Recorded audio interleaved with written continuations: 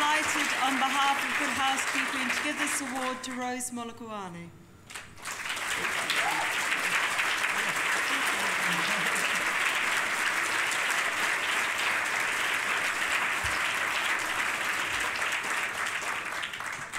Sure. Thank you very much. What should I say? I don't know. But I have to say something. When I get this message from one of the ladies in South Africa saying, there are two women who identify to somewhere, you talking something, and they thought of nominating you as the Woman of the Year in the UK. I said, what? UK and South Africa, where do they match?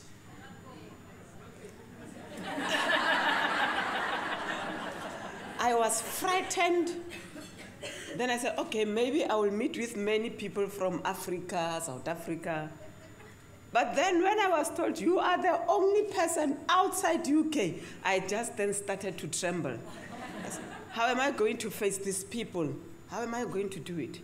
But because of the organization where I belong, Sheikh Dwellers International, being the coordinator of the Federation of the Urban and Rural Poor, which is called Fed Up. That's why I said, I'm really fed up to be poor. When we started this organization in 1991, I was very quiet. I couldn't talk. I couldn't express myself.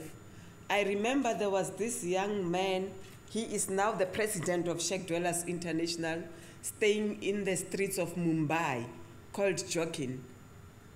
He was telling us about the democratic government that they have had in India, and for 40 years after the election of the democratic government, they waited for their government to do everything for them. They said, okay, because our president is an Indian, our prime minister is an Indian, our governor is an Indian, it means we will get honey and milk on the street. So we should just fold our arms. But unfortunately, after 40 years, what they got from their government was a queue of 800 people sharing one toilet. You can just imagine, how long are you going to wait to get into the toilet? What if your stomach is running? So it means you have to wait for 15 days before getting into the real toilet. So what they decided, they created their own toilets.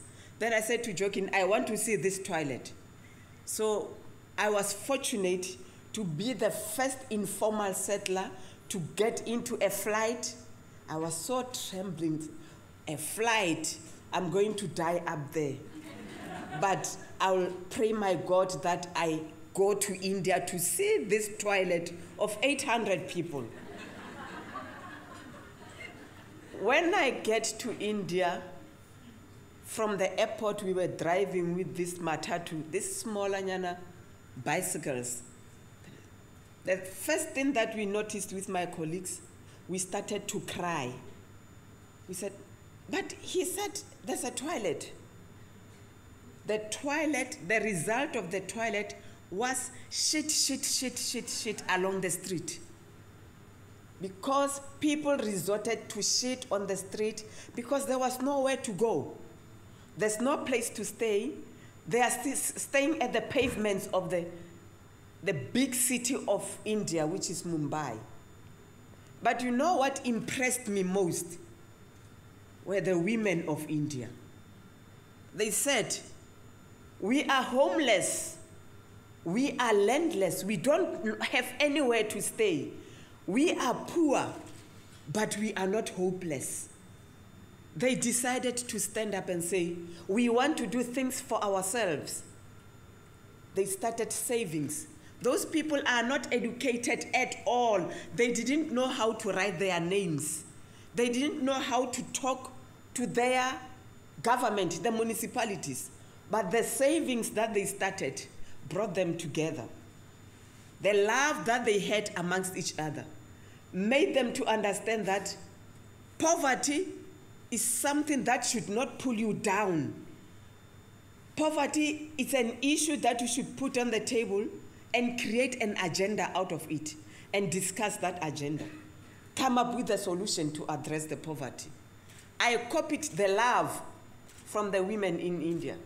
I copied the confidence that they had. Then I brought it back to South Africa. Today, I'm so proud of being what I am because of the women in South Africa, in Asia, and also in Brazil. Because you know what? We understand and we understood the definition of this word woman. You know what does that mean? Well-organized men.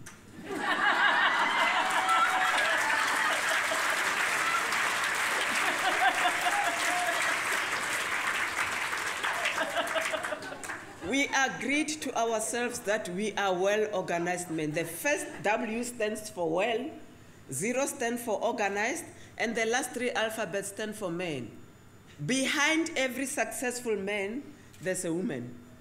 So we said, let's use the savings as the tool and as the leverage to attract more funding.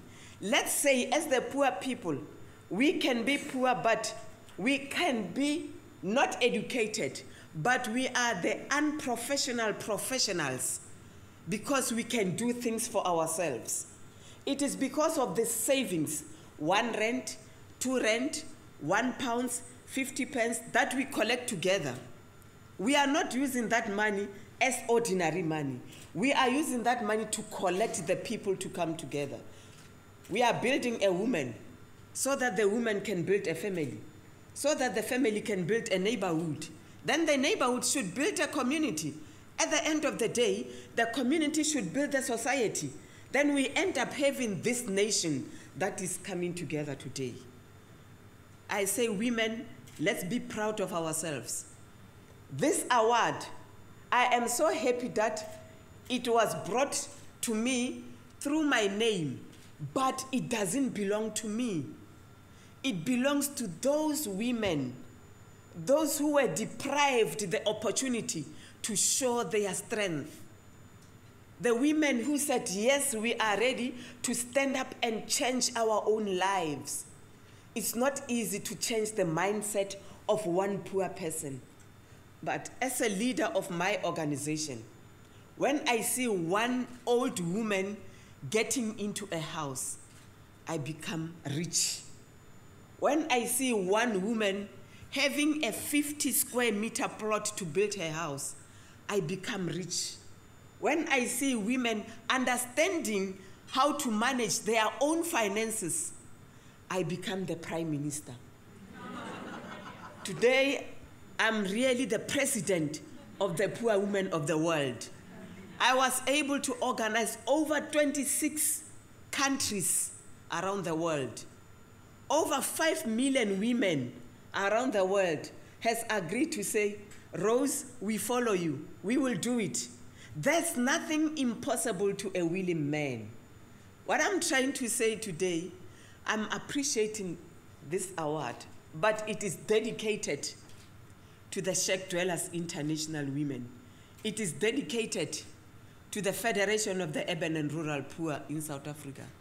And I really appreciate what my minister have agreed to support. My Department of Housing said, give me the model so that I can support you.